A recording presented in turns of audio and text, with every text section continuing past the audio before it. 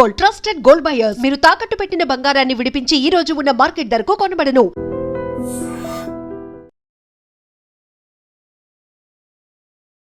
మార్చి 31 అమిత్ షా గారు పెట్టిన గడువు దగ్గర పడుతుంది.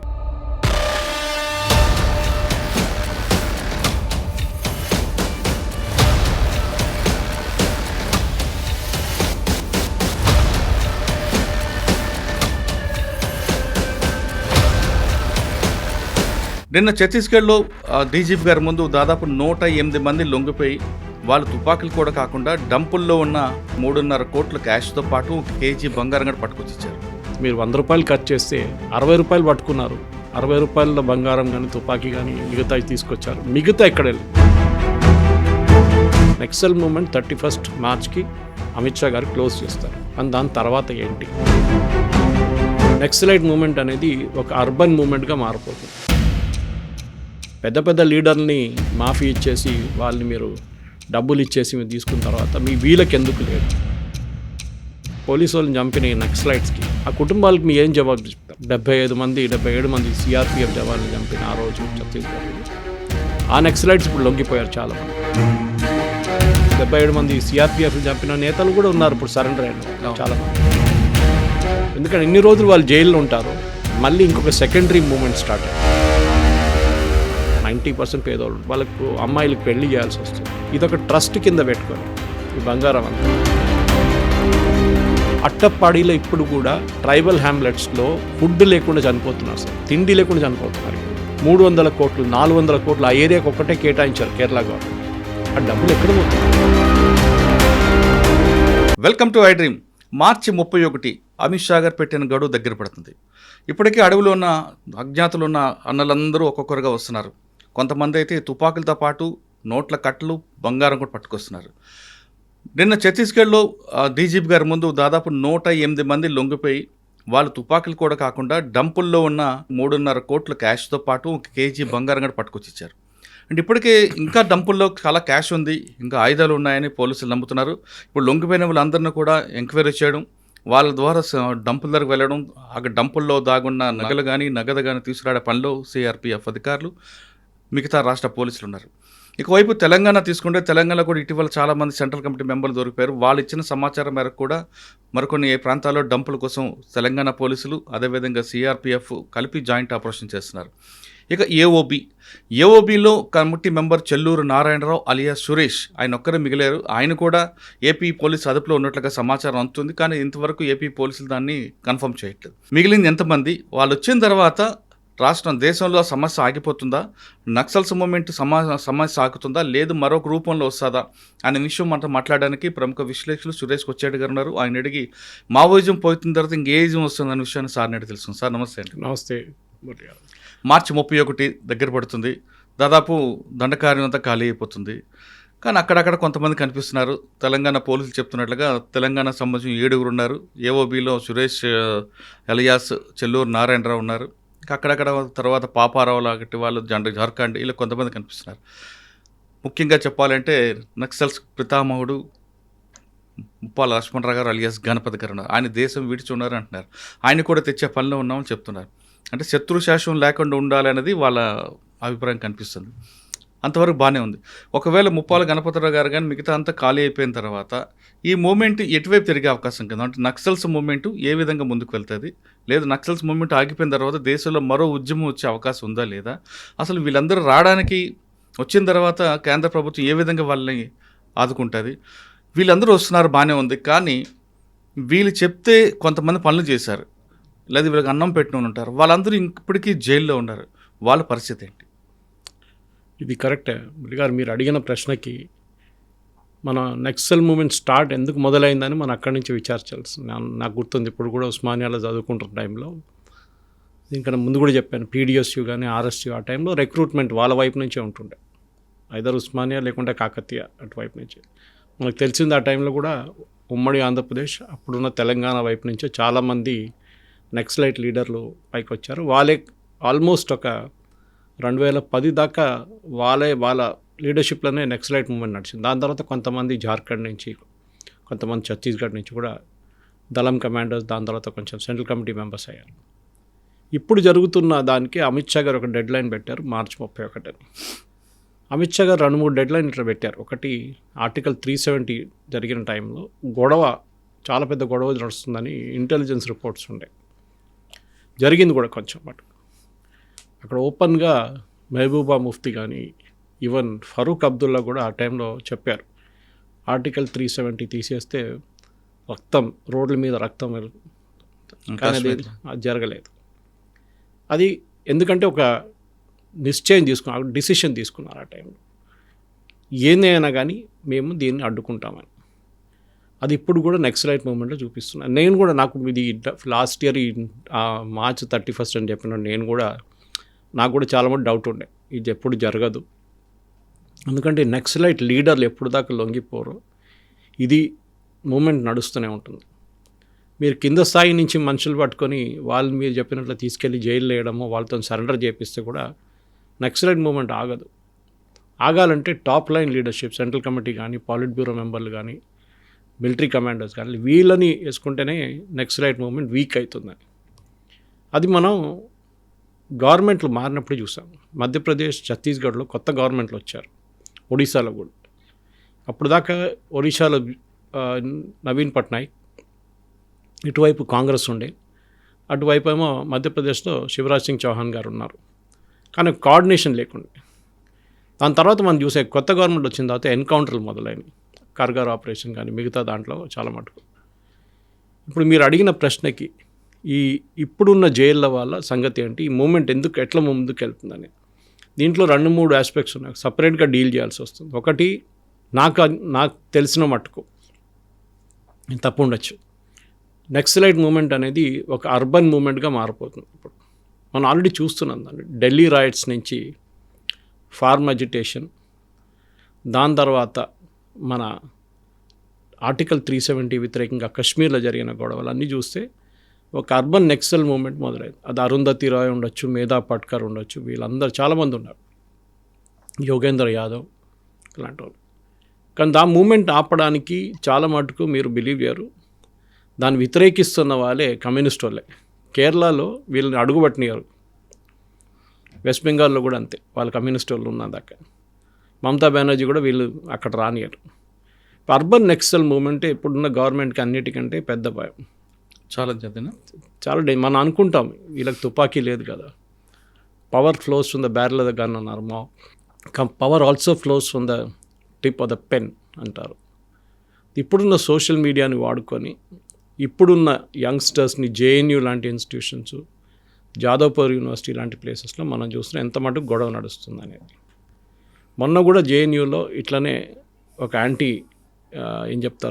గవర్నమెంట్ అజిటేషన్ ఒకటి జరిగింది. ఢిల్లీ యూనివర్సిటీలో ఈవెన్ జేఎన్యూలో కూడా వాళ్ళ లైబ్రరీలో ఫేస్ రికగ్నిషన్ సిస్టమ్ పెడితే దాన్ని మొత్తం ధ్వంసం చేశారు అక్కడ కొంతమంది. దాని కారణాలు చాలా క్లియర్. మీరు ఒకసారి ఫేస్ రికగ్నిషన్ పెడితే ఏ పోలీసు వాడికైనా మీ ఇన్ఫర్మేషన్ వచ్చేస్తుంది, ఎవడో వెళ్తున్నాడు ఎవడొస్తున్నాడు అనేది, అక్కడ ఉన్న స్టూడెంట్సో బయట నుంచి ఉన్నారు. అదే టైంలో మీరు అప్పుడు తమిళనాడులో స్టెర్లైట్ కాపర్ ప్లాంట్ వ్యతిరేకంగా నడిచిన అజిటేషన్లో చాలా క్లియర్గా ఇప్పుడు డీటెయిల్స్ కూడా బయటకు వస్తున్నాయి. దాన్ని నడిపించింది అంతా ఒక ఎన్జిఓ. ఆ ఎన్జిఓకి బ్యాకింగ్ బయట నుంచి వస్తుంది. నేను చెప్పిన రీజన్ ఇప్పుడు మీకు అర్థమవుతుంది. కనెక్ట్ ద డాట్స్ అంటారు ఇంగ్లీష్లో. ఈ అడవిలో ఉన్న నక్సల్ సరెండర్ అయిపోతున్నారు, లీడర్షిప్ కూడా సరెండర్ అయిపోయారు. వాళ్ళకి రీహాబిలిటేషన్ ప్లాన్లు పెట్టి వాళ్ళకి సెంట్రల్ గవర్నమెంట్ పాలసీ ప్రకారం, స్టేట్ గవర్నమెంట్ పాలసీ ప్రకారం వాళ్ళ మీద రివార్డ్ అని ఎత్తివేసి వాళ్ళకి డబ్బులు ఇవ్వడం మొదలు. కొంతమందికి 25 లక్షలు, కొంతమందికి 50 లక్షలు, కొంతమంది ₹1 కోటి ఇస్తున్నారు. వాళ్ళకి ఇల్లు అన్నీ మిగతా సౌకర్యాలన్నీ కల్పిస్తున్నారు. కానీ మీరు అడిగిన ప్రశ్నకి వీళ్ళతో పాటు ఆ టైంలో వీళ్ళకి అన్నం పెట్టిన దానికని, వీళ్ళ కోసం ల్యాండ్ మైళ్ళ కోసం తవ్విన రోడ్ల కోసం కొంతమందికి చాలామంది జైలు వేశారు. వాళ్ళ సంగతి ఏంటి? గవర్నమెంట్కి ఒక పాలసీ రావాల్సి వస్తుంది. ఎందుకంటే మీరు పెద్ద పెద్ద లీడర్ని మాఫీ ఇచ్చేసి వాళ్ళని మీరు డబ్బులు ఇచ్చేసి మీరు తీసుకున్న తర్వాత వీళ్ళకి ఎందుకు లేదు? వీళ్ళ సంగతి ఎవరు అడగట్లేదండి.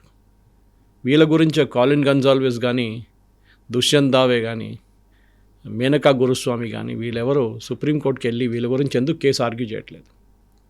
ఎందుకంటే they are not high value targets, low value targets, disposable cadres. వీళ్ళే కదా ప్రొటెక్ట్ చేశారు వీళ్ళందరినీ. ఒక దళం కమాండర్ నుంచి మీరు పాలిట్ బ్యూరో మెంబర్ దాకా మీకున్న outer ring security, inner ring security మీరే చెప్తుంటారు. 2 కిలోమీటర్ల గ్యాప్ ఉంటుంది. వీళ్ళందరూ అదే చేశారు.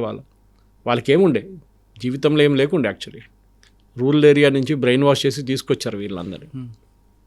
ఇప్పుడున్న దాని ప్రకారం, నా అంచనా ప్రకారం వీళ్ళని గవర్నమెంట్ స్ట్రిక్ట్గా ఆఫ్కోర్స్ కండిషన్స్తో రిలీజ్ చేయాల్సి వస్తుంది. వీళ్ళు ఎక్కడైనా వెళ్ళి తుపాకీ పట్టుకుంటారో అది ఇంకో కండిషన్ ఉంటుంది. ఇదే టైంలో మురళి గారు మీరు చూసుంటారు, నిన్న ఒక న్యూస్ వచ్చింది నార్త్ ఈస్ట్ నుంచి. నార్త్ ఈస్ట్లో ఇదే ప్రాబ్లం నడుస్తుంది ఇప్పుడు కూడా. ట్యాక్స్లు కలెక్ట్ చేస్తారు కాంట్రాక్టర్స్ దగ్గర నుంచి. అప్పుడు మీకు గుర్తొస్తుంది ఇక్కడ కూడా అదే జరుగుతుండే ముందని. మైనింగ్ కాంట్రాక్టర్స్ దగ్గర డబ్బులు తీసుకుంటారు. నార్త్ ఈస్ట్లో నిన్న ఒక ఏరియాలో పెద్ద గొడవ జరిగింది నాగాల్యాండ్లో. దాని తర్వాత అక్కడ ఉన్న గవర్నమెంట్ దాన్ని ఒక రోడ్ వేయడం ఉండే, అది నడుస్తున్నప్పుడు బ్యాన్ చేశారు.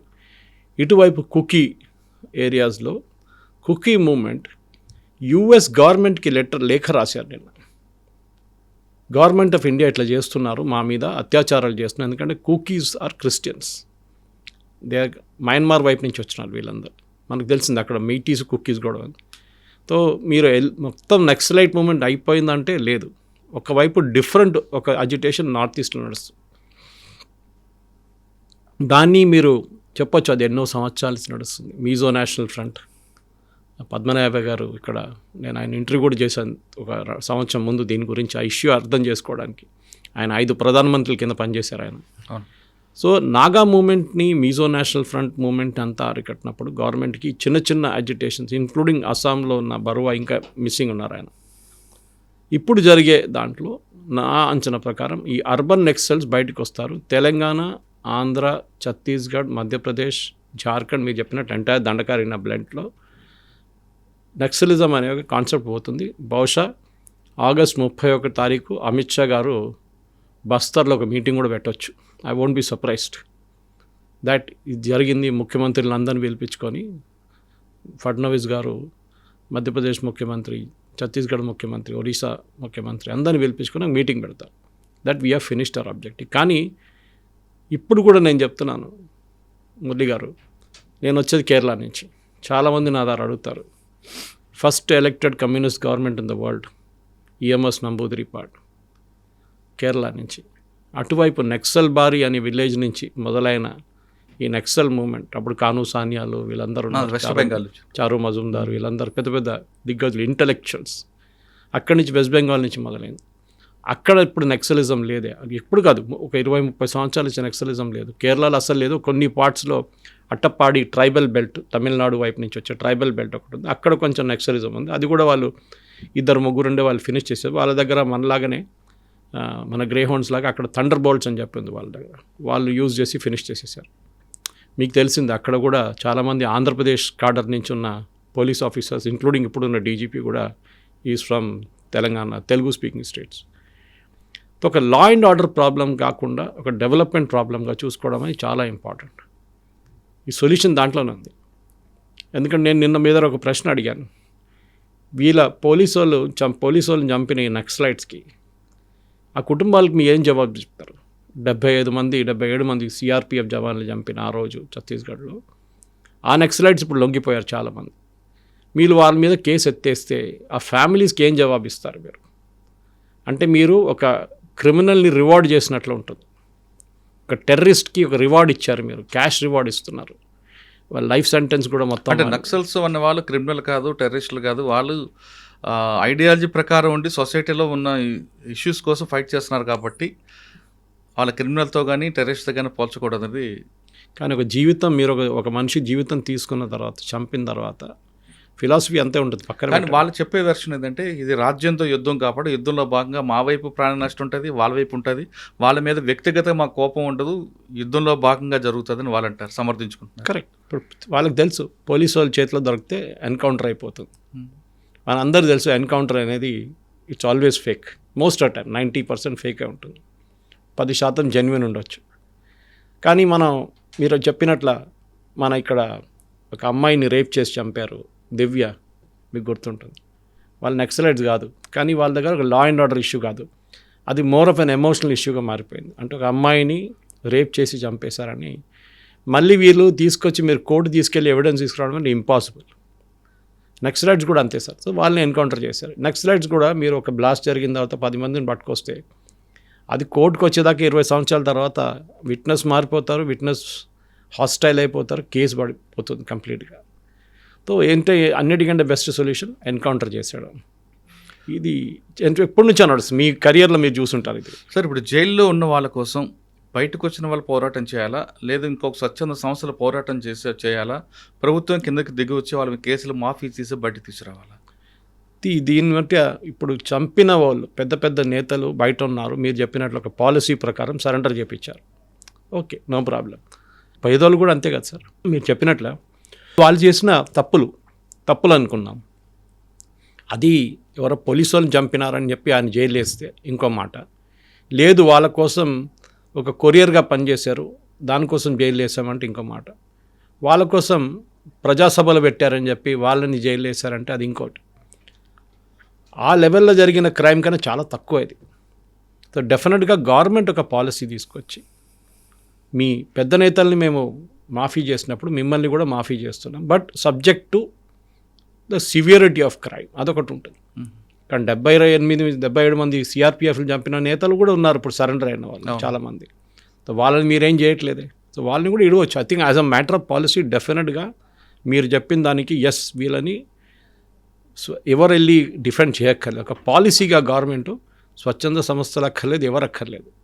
గవర్నమెంట్ ఒక పాలసీ పెట్టి as was done for senior leaders వీళ్ళకు కూడా అదే మాఫీ, దానికి కావాలంటే కొత్త చట్టమో కొత్త ఆర్డినెన్సో కొత్త గెజెటో ఏదైనా చేపించేసి చేయాల్సి వస్తుంది. చేస్తే బాగుంటుంది. ఎందుకంటే దీనికి ఒక సొల్యూషన్, అది ఫైనల్ సొల్యూషన్ అది. ఎందుకంటే ఎన్ని రోజులు వాళ్ళు జైల్లో ఉంటారో మళ్ళీ ఇంకొక సెకండరీ మూమెంట్ స్టార్ట్ అవుతుంది. ఇది నాకు కూడా ఒక భయం ఉంది. ఎందుకంటే సెకండరీ మూమెంట్ అంత పెద్ద లెవెల్కి వెళ్ళదు అనుకోండి, కానీ సెకండరీ మూమెంట్ ఉంటుంది. ఒక పోలీస్ ఇన్ఫార్మర్గా ఎవరినైనా చంపినా కానీ అట్లాంటి జరిగిన పరిస్థితుల్లో ఎస్, ఒక సివియరిటీ ఆఫ్ క్రైమ్ చూసి ఐ థింక్ 90 నుంచి 95% మందిని జైలు నుంచి బయటికి తీసుకురావచ్చు. మురళి గారు సార్, ఇప్పుడు సరెండర్ అయిన వచ్చిన ఇన్ఫర్మేషన్ ప్రకారం డంపుల్లో చూస్తుంటే కోట్లాది రూపాయల నగదు, కోట్ల కేజీలు కూడా బంగారం దొరుకుతుంది. అంటే వాళ్ళు కలెక్ట్ చేసిందంతా కూడా పార్టీ ఫండ్కే తప్ప వ్యక్తిగతం కాదన్న విషయం చాలామందికి తెలుస్తుంది.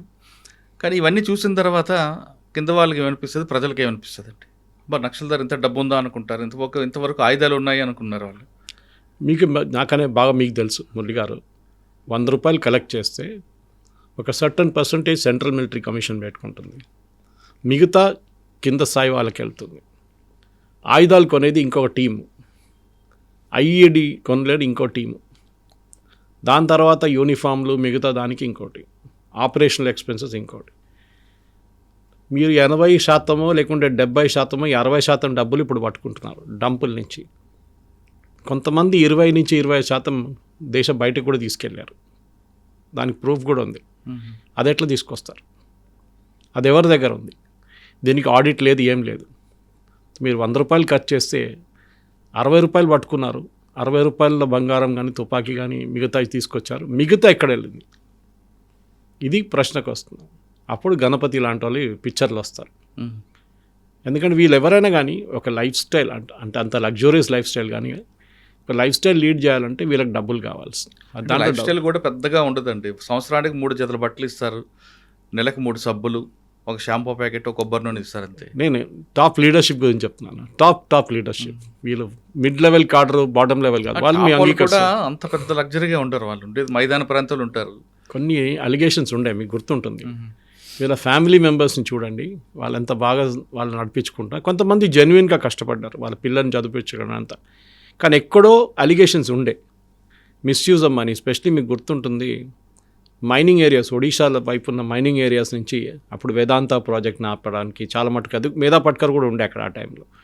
వీళ్ళందరూ కలిసి ఆ ప్రాజెక్ట్ని మొత్తం ఆపేశారు, వాళ్ళు వెళ్ళిపోయారు అక్కడి నుంచి. ఇట్లానే చాలామంది, ఈవెన్ బీహార్ వైపు కూడా కోల్ మాఫియా ఒకటి ఉంది అక్కడ, జార్ఖండ్ వైపు కూడా ఉంది. వీళ్ళందరి దగ్గర డబ్బులు తీసుకున్నారు. ఇప్పుడు ఎన్కౌంటర్ జరిగినప్పుడు ఏమన్నారంటే కొంతమంది ఎన్కౌంటర్ చనిపోయిన నేతలకే తెలుసు డంపులు ఎక్కడ ఉందని. అంటే వాళ్ళు అడగలేం కాబట్టి వాళ్ళ మీద వేస్తారు. ఇప్పుడు ఎక్కడ అన్ని డంప్ నుంచి మొత్తం డబ్బులు బయటకు వచ్చాయంటే ఎవరికి తెలియదు. ఈవెన్ ఒక హ్యూమన్ టెండెన్సీ మీకు తెలుసు, ఒక 100 కిలో బంగారం కనిపిస్తాయి మీరు తీసుకొస్తే. I'm just giving an example. ఆ పోలీస్ ఆఫీసర్ కానీ ఆ నక్సలైట్ కానీ ఇద్దరు ఒక అగ్రిమెంట్కి వచ్చేసారు, అరే నువ్వు 1 కిలో తీసుకో, నేను 10 కిలోలు తీసుకుంటాను, మనం సీజ్ చేసిన 90 కిలోలు అని చెప్దామని చెప్పి. ఒక హ్యూమన్ టెండెన్సీ ఉంటుంది, అది కూడా జరగవచ్చు. సో మనం ఇక్కడ ఏం జరగాలంటే డంప్స్, ఎస్ వీళ్ళొక ఒక మూమెంట్ నడిపించాలంట. అది మీరు వియట్నాంలో జరిగిన అమెరికా వ్యతిరేకంగా జరిగిన గెరిలా వార్ఫేర్ కానీ అట్లాంటి చిన్న చిన్న చాలా మటుకు ఈవెన్ తాలిబాన్ నడిపేయడానికి ఆఫ్ఘనిస్తాన్లో ఉన్న పాపీ కల్టివేషన్తో వచ్చే డబ్బులు కూడా చాలా మటుకు మిస్యూజ్ అవుతుంది. జెన్యున్గా 60% వాడుకుంటారు, 40% పోతుంది. And I'm still believe in it strongly. ఎందుకంటే కమ్యూనికేషన్ ఎక్విప్మెంట్ ఫర్ ఎగ్జాంపుల్ వీళ్ళు మొబైల్ ఫోన్ కొంత సంవత్సరాల దాకా వాడలేదు, ఎందుకంటే వాళ్ళకి తెలుసు పోలీసు వాళ్ళు ట్రాక్ చేస్తారు. శాటిలైట్ ఫోన్ తీసుకొచ్చారు, ఇరిడియం ఫోన్స్ తీసుకొచ్చారు, మళ్ళీ పోలీసు వాళ్ళు దాన్ని కూడా ట్రాక్ చేయడం మొదలుపెట్టారు. అప్పుడు ఇరిడియం పక్కన పెట్టేశారు. తర్వాత మొబైల్ టవర్స్ వచ్చిన తర్వాతనే సుక్మా కానీ కాన్కేర్ లాంటి ఏరియాస్లో మొబైల్ ఫోన్ టవర్స్ వచ్చిన తర్వాతనే వీళ్ళు కూడా కొంచెం వాడడం మొదలుపెట్టారు మొబైల్ ఫోన్స్. కానీ the end of the day మీరు చెప్పిన ప్రశ్నకి 2 పాయింట్స్ ఉన్నాయి సార్, 2 మెయిన్ పాయింట్స్. ఒకటి, ఇప్పుడు జైల్లో ఉన్న ఈ నక్సలైట్స్ వాళ్ళది సంగతి ఏంటి అంటే, నక్సలైట్స్ అని చెప్పలేము, వాళ్ళు సింపథైజర్స్ అని చెప్పొచ్చు. వాళ్ళని ఫ్రీగా ఇవ్వాల్సిందే, depending on unless hard core crime, murder, rape ఏదైనా జరిగిందంటే అది ఇంకో సపరేట్. రెండవది, ఈ బంగారం పట్టుకున్న బంగారం పాలసీ ఏంటి, పట్టుకున్న డంప్ నుంచి వచ్చే డబ్బులు పాలసీ ఏంటి. మిగతా ఆయుధాలన్నీ పక్కన పెట్టండి, అది పోలీసు వాళ్ళు ఉపయోగించుకుంటారు, వాళ్ళు యూజ్ చేసుకుంటారు కావాలంటే. కానీ ఈ డబ్బులు వచ్చిన దానికి నేను అనుకుంటాను, నా అంచనా ప్రకారం అది గవర్నమెంట్ ఖజానాలు పడితే అది ఎక్కడో పోతుంది, ఎవడికో శాలరీగా లేకుంటే పెన్షన్గా లేకుంటే ఏదో ఫ్రీబీగా పోతుంది. అది దానికి వీళ్ళ కోసం ఇల్లు కట్టడానికి గవర్నమెంట్ ఏదో డబ్బులు ఖర్చు పెడుతున్నారంట, దానికి వాడుకోవచ్చా? నాకు ఒక ప్రశ్న ఉంది, మీరే ఆన్సర్ చేయాలి, ఎందుకంటే మీరు ఈ ఫీల్డ్లో చాలా పనిచేశారు. దాన్ని వాడుకోవచ్చా అని కాదు, కానీ వీళ్ళు ప్రజల డబ్బులే తీసుకున్నారు కాబట్టి ఆ డబ్బుల్ని మళ్ళీ ఆదివాసుల కోసం ఖర్చు పెడితే డెవలప్మెంట్ చేస్తే ఇంక బెటర్ అనిపిస్తుంది. కానీ దానికి ఒక సిస్టమ్ ఉండాలి కదా సార్. గవర్నమెంట్ అంటే పెద్దగా బావి, ఆ సిస్టంలో పెట్టి దీనికి ఒక అకౌంటబుల్ చూసి వాళ్ళు ఎక్కడైతే డబ్బులు తీసుకొచ్చారో ఆ డబ్బులతోని ఆదివాసుల డెవలప్మెంట్ కార్యక్రమం చేపడితే ఫస్ట్ అని నా వ్యక్తిగత అభిప్రాయం. నల్లమల నుంచి సార్ మీకు తెలుసు, నల్లమల నుంచి నక్సలిజం ఎందుకు పోయింది సార్ చెప్పండి నాకు. నల్లమలని పోవడం కంటే ప్రజల నుంచి వ్యతిరేకత వచ్చింది, ప్రజలు దూరం అయ్యారు, చెంచులందరూ కూడా నక్సల్స్కి దూరం అయ్యారు. ఎందుకంటే చెంచుల డెవలప్మెంట్ కోసం గవర్నమెంట్ చేసింది చాలా కార్యక్రమాలు. వాళ్ళకి ఫారెస్ట్ వాచెస్గా పెట్టుకున్నారు వాళ్ళు. గిరిజన్ డెవలప్మెంట్ కార్పొరేషన్ గమ్ కలెక్షన్లో కానీ హనీ కలెక్షన్ అన్నింటిలో వాళ్ళకి ఇన్వాల్వ్ చేశారు కాబట్టి వాళ్ళే దూరం అయ్యారు. ఇది ఒకవైపు పోలీస్ కూంబింగ్, కరెక్ట్, 4 జిల్లాల సరిహద్దు ఒకేసారి రౌండ్ అప్ చేయడంతో మీరు ఆత్మకూరు నుంచి అటువైపు దాకా, ఇక్కడ మహబూబ్ నగర్ నుంచి మీరు కర్నూలు, ప్రకాశం, ఇవన్నీ గుంటూరు, ఇవన్నీ కూడా ఒకేసారి 7 జిల్లాలు వస్తుంది కదా, అప్రాక్సిమేట్లీ 6-7 జిల్లాలు వస్తుంది, నల్గొండ.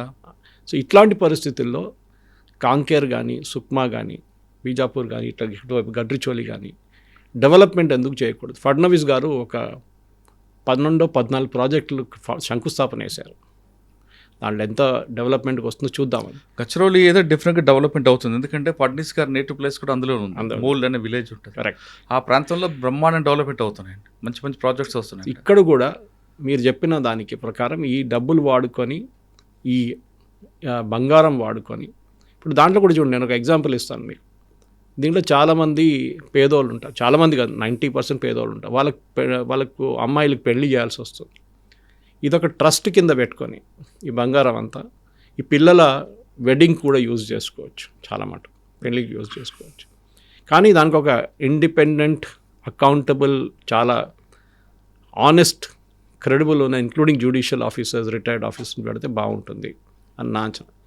కానీ ఇది whole problem boils down to simple. ఇదంతా అయిపోయిన తర్వాత బంగారం పక్కన పెట్టండి, ఆయుధాలు పక్కన పెట్టండి, సరెండర్ పక్కన పెట్టండి, మీరు నక్సల్ లీడర్స్ని హైటెక్ సిటీ తిప్పుతున్నారు, వాళ్ళు చూస్తున్నారు డెవలప్మెంట్ అంటే ఏంటి అంటే, మా ఊర్లో ఉన్న పిల్లలకి ఇప్పుడు ఉద్యోగం వస్తుంది, వాళ్ళు ఇప్పుడు నక్సల్ మూమెంట్లో ఒక 20 సంవత్సరాల తర్వాత, ఇప్పుడు 10 సంవత్సరాల తర్వాత 20 సంవత్సరాల తర్వాత ఈ నక్సల్ మూమెంట్లో జరిగిన తప్పుల గురించి ఒక వైట్ పేపర్ ఉంటుందా లేదా, అదొక మెయిన్ క్వశ్చన్. ఎందుకు జరిగింది? ఎందుకంటే మనమైతే 70s నుంచి మోడల్ స్కూల్లో చదివాను నేను ఉస్మానియా, ఆ టైంలో చూశాను అక్కడి నుంచి.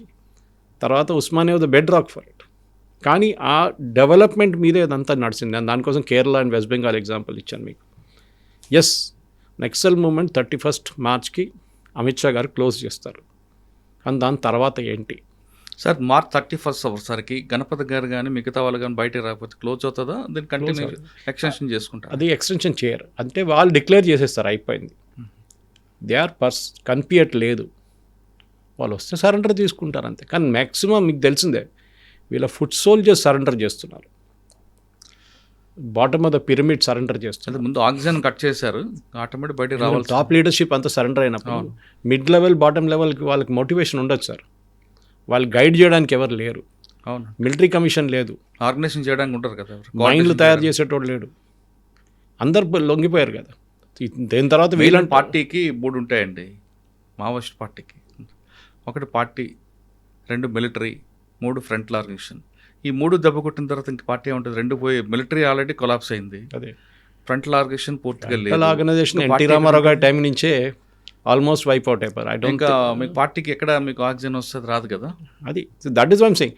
అది ఇంకోటి ఆక్సిజన్ ఉంది సార్, ఒకటి డెవలప్మెంట్. దాంట్లో నేను అంటాను, ఇప్పుడు కూడా అంటున్నాను, డెవలప్మెంట్, ల్యాక్ ఆఫ్ డెవలప్మెంట్ జరగలేదని చెప్పేసి నక్సలైట్ మూమెంట్ చాలా మటుకు, ఎస్పెషలీ ఈ దండకారణ్య బెల్ట్ నుంచి నల్లమల దాకా వచ్చే ఆ బెల్ట్లో కంప్లీట్గా డెవలప్మెంట్ జరగలేదు. అది మన తప్పు ఉంది, మనదంటే గవర్నమెంట్ తప్పు ఉంది 100% కాదు. మీరు ఆ రోజు డెవలప్మెంట్ జరిపితే దానికోసం చూడండి, ఎప్పుడైనా వీళ్ళు రోడ్ ఓపెనింగ్ పార్టీస్ని టార్గెట్ చేస్తారు. ఎందుకు? వీళ్ళకి రోడ్లు వద్దు. ఒకసారి నక్సలైట్స్కి ఒకసారి రోడ్ వచ్చేస్తే that's a first sign of development. మనం చూసాం సుక్మాలో 72 సంవత్సరాల్లో 73 సంవత్సరాల తర్వాత ఫస్ట్ టైం ఒక బస్సు వచ్చిందంట. ఆలోచించండి, బస్సు చూడలేదు అక్కడ ఉన్న ప్రజలు. బస్సు అంటే కరెంట్ కూడా చూడండి, అది టెలివిజన్ సెట్స్ లేదు, స్కూల్ లేవు, basic health primary health centres లేవు. ఇది ఇంకా ఇప్పుడు కూడా చేయకపోతే సార్, ఇప్పుడు కూడా నేను చెప్తాను, మీరు ఎంత మాట చెప్పినా కేరళ గురించి మీరు మంచి అంటారు, నేను కూడా అంగీకరిస్తాను. అట్టప్పాడిలో ఇప్పుడు కూడా ట్రైబల్ హ్యామ్లెట్స్లో ఫుడ్ లేకుండా చనిపోతున్నారు సార్, తిండి లేకుండా చనిపోతున్నారు. ఇప్పుడు కూడా 300 కోట్లు 400 కోట్లు ఆ ఏరియాకి ఒక్కటే కేటాయించారు కేరళ గవర్నమెంట్. ఆ డబ్బులు ఎక్కడ పోతుంది? ఇదే ప్రాబ్లం. సో అక్కడ నెక్సలైట్ మూమెంట్ స్టార్ట్ అయితే ఐ వోంట్ బి సర్ప్రైజ్డ్. ఎందుకంటే మీరు బీహార్ గురించి మాట్లాడితే ఏమనంటే బీహారీల గురించి చెప్తారు, ఛత్తీస్గఢ్లో పావర్టీ గురించి చెప్తారు. ఇక్కడ ఎందుకు జరగట్లేదు? అట్టపాడిలో ఇప్పుడు కూడా పిల్లల మ్యాల్ న్యూట్రిషన్ డెత్ చాలా ఎక్కువ సార్. ఇన్ఫెంట్ మార్టాలిటీ హైయెస్ట్ ఆ ఏరియాలో. కేరళలో అన్నిటికంటే తక్కువ. కేరళలో అసలు పావర్టీ లేదని ప్రకటించుకుంటారు కదా సీఎం. ఇదంతా అదే నేను కూడా చెప్తాను సార్. మీరు ఫిగర్స్ తీయాలంటే స్టాటిస్టిక్స్ ఏమని చేసుకోవచ్చు, కానీ నేను ఒక ఎగ్జాంపుల్ ఇస్తున్నాను మీకు. ఎందుకంటే ఇక్కడున్న ప్రేక్షకులు తెలియదు అట్టపాడి ఎక్కడ ఉందని వాళ్ళు ఒక మ్యాప్ తీస్తే కూడా అది చెప్పలేరు వాళ్ళు, ఏ ట్రైబల్ హ్యామ్లెట్ ఎక్కడ ఉందనేది. మీకు గుర్తుంటుంది ఒక ఫేమస్ కేసు, మధు అని ఒక ట్రైబల్ అబ్బాయిని కొంచెం మెంటలీ ఛాలెంజ్డ్ ఉన్నారు, ఏదో షాప్ నుంచి కొన్ని బియ్యం ఏదో పట్టుకెళ్ళాడని చెప్పి దొంగతనంగా వాడిని పట్టి కొట్టి చంపేశారు. అక్కడున్న ప్రజలు చేశారు అది. అంటే మీరు అప్రిషియేట్ చేయట్లేదు. సింపతి ఒకటి, తుపాకీ తీసుకున్న ఇంకోటి. I think the entire thing boils down to development. ఇప్పుడు చాలా పెద్ద మంచి ఆపర్చునిటీ గవర్నమెంట్కి ఉంది. ఈ ఏరియాస్లో ఎక్కడెక్కడ నక్సల్ మూమెంట్స్ ఉండే ముందు అక్కడ కూడా మీరు ఇప్పటి నుంచి దానికొని చూడండి సార్. పొద్దున మీరు వెళ్ళి ప్యారడైజ్ దగ్గర నిలబడండి, కంకేర్ నుంచి ఒక బస్సు వస్తుంది, ఒకటి కాదు ఇప్పుడు 3 బస్సులు వస్తున్నాయి. మొత్తం వీలే వస్తారు, ట్రైబల్స్ వస్తారు. వితిన్ 30 నిమిషాల్లో ఒక్కరు కూడా కనిపించారు అక్కడ. వాళ్ళ కోసం ఆటోలు రెడీ ఉంటాయి, వాళ్ళని ఏదో కన్స్ట్రక్షన్ సైట్కి తీసుకెళ్ళిపోతారు. రిటర్న్ ఆఫ్టర్నూన్ టైం సుచిత్ర దగ్గర నుంచి ఆ బస్సులు మొదలైతే మళ్ళీ రిటర్న్ వెళ్ళేటోళ్ళు. అంటే వాళ్ళకి డెవలప్మెంట్ కోసం, వాళ్ళ డబ్బుల కోసం సిటీకి వస్తున్నారు. నేను చెప్పాను మీకు, నా పెళ్లి జరిగినప్పుడు 91లో మా ఊర్లో 15 kilometres from Trichur town in Kerala. ఆ టైంలో 30 ఫ్యామిలీస్ ఉన్నారు ఎల్లూరు నుంచి 91లో. అప్పుడు అడిగాను, బాబు నువ్వు ఇక్కడ ఎందుకు వచ్చారా, మీరెందుకు ఇక్కడికి వచ్చారంటే, సార్ ఆ టైంలో వాళ్ళ ఊర్లో 200 రూపాయలు పర్ డే వర్క్కి, మా దగ్గర 500 ఇస్తున్నాయి. ఇప్పుడు 1300 1400 అన్స్కిల్డ్ లేబర్. అక్కడ వచ్చింది సార్ ప్రాబ్లం. మీరు డెవలప్మెంట్ తీసుకొస్తే I think entire thing can be wiped out. ఇప్పుడు ఎప్పుడంటారు ఇంగ్లీష్లో ఒక సేయింగ్ ఉంది, hindsight is in advance. అంత అయిపోయిన తర్వాత మనం చెప్పడానికి చాలా బాగుంటుంది అడ్వైస్. ఐ థింక్ ఇప్పుడైనా ఒక ఆపర్చునిటీ వచ్చింది. మీరు చెప్పిన దాని ప్రకారం ఇంకా వీళ్ళు లొంగకపోతే కూడా గణపతి కానీ మిగతా వాళ్ళు, గణపతి పోయారనుకోండి కావాలంటే, లేదు ఈ somewhere there, let him stay where he's, as long as ఆయన రివైవ్ చేయకుండా చూసుకోవాలి మూమెంట్, అంతే. ఇప్పుడున్న వాళ్ళని మీరు చెప్పినట్లు ఆ లోవర్ లెవెల్ కార్డర్స్ లేకుంటే సింపథైజర్స్ ఎవరెవరు జైల్లో ఉన్నారో వాళ్ళని ఒక పాలసీ ప్రకారం బయటికి తీసుకొచ్చి వాళ్ళకు కూడా ఇల్లు ఇచ్చి వాళ్ళకి ఏదో ఒక చిన్న ఒక ఉపాధి కోసం ఏమైనా డబ్బులు ఇచ్చేసి వాళ్ళు చేసుకుంటే బాగుంటుంది. లేకుంటే వర్షన్ 2 రాకూడదు నక్సలిజం. అది నాది అభ్యర్థన అనమాట. టాప్ క్యాడర్లందరినీ సరెండర్ చేసిన తర్వాత సరెండరీ పాలసీ ప్రకారం వాళ్ళకి ఇవ్వాల్సింది ఇస్తున్నారు. అదేవిధంగా వాళ్ళు చెప్పితే చేసిన కింద స్థాయి వాళ్ళందరూ జైలులో మగ్గిపోతున్నారు కాబట్టి వాళ్ళని బయటికి తీసుకొచ్చి వాళ్ళకి పునరావాస కేంద్రం కల్పించాలంటున్నారు సురేష్ గారు. లేదంటే జైల్లో మగ్గిపోతున్నారు కూడా మరో సెకండ్ వెర్షన్కి వెళ్ళి అవకాశం ఉంది కాబట్టి వాళ్ళ వైపు కూడా ప్రభుత్వం సానుభూతికి వ్యవహరించి బయటికి తీసుకురావాలి, వాళ్ళకి ఒక ఏదో విధంగా వాళ్ళకు ఉపాధి కల్పించాలన్నది సురేష్ గారు అభ్యర్థన.